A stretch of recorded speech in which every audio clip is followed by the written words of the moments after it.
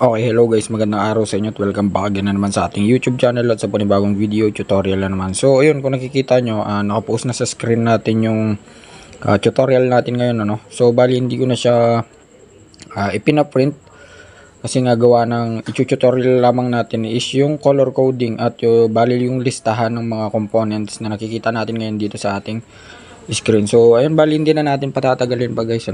Ayun, nandiyan yung kumpleto na yan. So, kung makikita nyo yung mga switches, hindi ko na sinama kasi ayun, mamaya explain natin. So yun, umpisan natin na dito sa ating stator, no. At sinunod-sunod ko nga pala yan, no.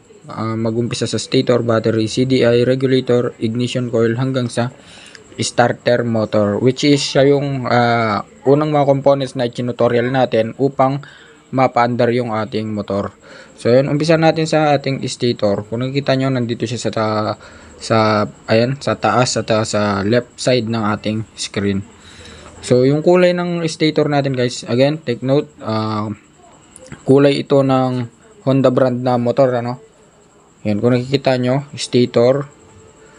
Ayan, umpisan natin dito sa stator. Sa stator, meron tayong 5 wires, meron dyan green. Ayan, naka-flash na yung mga color coding nya. Green, kapag ka nakakita tayo ng green, automatic ground. Tapos susunod is yung black na may red, blue na may white, yellow at saka kulay white. Dito pala sa ating yellow at kulay white guys, minsan nagkakaparehas to, no? Lalo na kapag aftermarket na yung inyong stator or napalitan na. At sa madaling salita, hindi na stock. Ayan, pero ganyan ang kulay ng wire ng stator kapag original from Honda. Then dito naman tayo sa battery. Sa battery, dalawa lang yung wire natin dyan, isang green at saka isang red. Then dito naman tayo sa CDI. Sa CDI, merong green ground, black red, blue white, black yellow at saka black white. Tapos dito sa regulator, meron ulit siyang green ground, meron siyang red, yellow at saka white.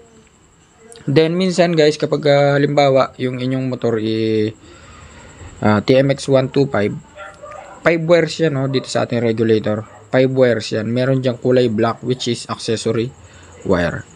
Again, and then next dito naman tayo sa ignition coil. Sa ignition coil, dalawa lang yung kulay ng wire natin dyan. Isang green at isang black na may yellow. Kapag hindi kayo nakakita ng kulay green, ibig sabihin guys, yung inyong stator, yung inyong ignition coil, nakatap na siya, no. So ibig sabihin yung mismong tornilyo, yun na yung ginawang ground. And next, dito naman tayo sa ating starter motor. Sa starter motor natin, meron niyang dalawang wire lang din, isang green at saka isang red. Kapag wala kayo nakitang green ulit dyan guys, ibig sabihin yan, ginawa na siyang body ground. So kapag nakatap na yung ating, halimbawa yung ating starter motor, nakadikit na siya sa chassis ng motor or sa mismong makina ng motor, ibig sabihin hindi niya na kailangan ng wire na ground kasi yung mismong kinakapitan niya, yun na yung ground. So ang kailangan niya lang is yung kulay red. And dito naman tayo sa starter relay. Sa starter relay, meron siyang 4 na wire dyan. Dalawang kulay red at saka isang green, red, saka yellow, red. So yung dalawang red, yun yung main supply niya or yung main source niya, no, papuntang battery.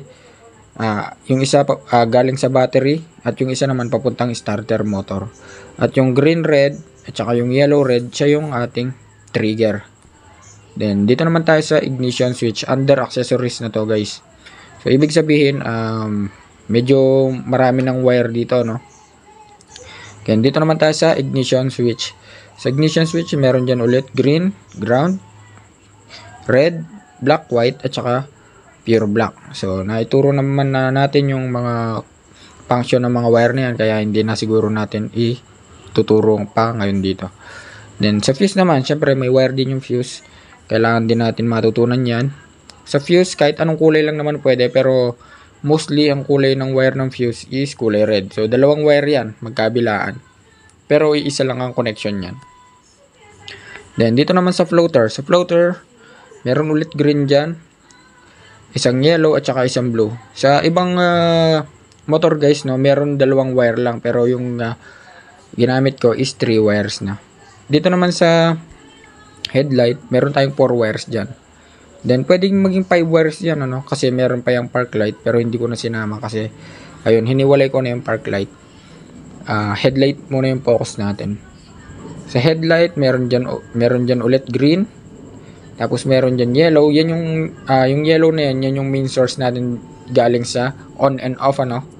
Magkaiba kasi yung on and off ng headlight sa high and low beam. Ayan. So, yun yung main source niya, yung kulay yellow. Yung blue, yan yung ating pupwedeng high. Dito nga pala sa blue, pwedeng magkaroon niya ng stripes, ano? Pwede maging blue-white yan. At pwede maging pure blue.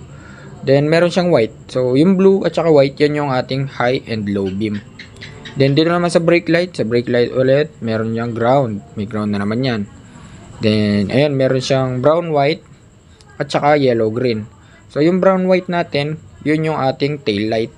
Then, yung yellow-green, siya yung ating mismong brake light. Kaya kung mapapansin nyo sa brake pedal at saka sa brake lever, magkakulay sila. Yellow-green kasi yan yung ating mismong brake light. Then, sa flasher naman, right flasher. Meron ulit siyang green, no? Tapos, yung kulay ng positive niya is light blue. So, dalawa lang yung kulay niyan, guys, ano? Isang green at saka isang light blue. So, positive at negative lang yan. Then, dito naman sa left flasher, green ulit, may ground, at saka orange. So, connected na yun, guys, ano, sa harap at saka sa likod. For example, yung ating right flasher, konektado na yun sa likod.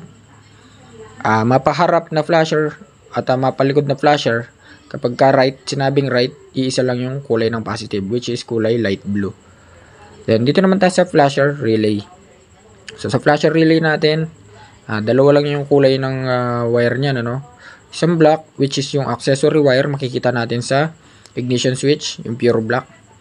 So, lahat na makikita natin pure black dyan, yan ay accessory wire or kumuha ng sa source sa accessory wire. Tsaka, syempre, gray, yan yung output niya. Papunta na yan sa ating flasher switch. Makikita natin siya dito sa flasher switch. Siya yung main supply ng ating flasher switch. Ngayon, yung ating flasher switch, kapag ka nag-turn left tayo or turn right tayo, siya na yung magbabato ng current sa mga load. So, ayan, nakita naman natin, may right at saka left. Light blue at saka orange. Yan, dito naman sa brake pedal, isa lang yung kulay ng brake pedal natin, no? Yellow-green. Pero may kasama pa yan. Kulay black kasi sa kulay black, yung ating accessory wire, dun siya kumuha ng source. Then, kapag tumawid na siya dito sa ating brake light, yellow-green na siya. Then, ganun din sa ating brake lever, yung preno sa kamay. So, kukuha yan ulit ng source sa susian. Then, kapag pinindot mo yung preno, lilipat na yan sa yellow-green. And, iilaw na yung ating brake light. Then, dito naman sa indicator, gear indicators naman tayo. Dito tayo sa red-green, yan yung ating neutral. Yan yung kulay wire ng neutral. Then yung primary natin, yung red-yellow. Yung segunda, yung black-blue. Yung tercera, white-blue. At yung kwarta is yung ating pink. Next naman is yung ating horn or yung ating busina. Sa busina natin, dalawa lang yung wire dyan, ano? Isang green, which is ground, at saka isang light green. Napakadali lang yan, guys. Pagka nakakita kayo ng ganyang kulay, ibig sabihin yun yung ating busina. Then dito naman sa ating park light, ayan, nabanggit natin yung park light kanina. Yung park light, pupwedeng wala ito or pupwedeng meron ito kasi pagdating sa brand ni Honda, napakaraming brand yan, ano? Pupwedeng Wave, pupwedeng TMX. So ayun, nilagyan natin siya ng park light. So, kulay naman ng park light, kulay brown yung kanyang positive at yung kanyang negative ay green ground. So, ayun, bali hanggang dito na lang, guys, ano? Sana may natutunan kayo. At kung nagustuhan yung video na to, so please like, share, and subscribe.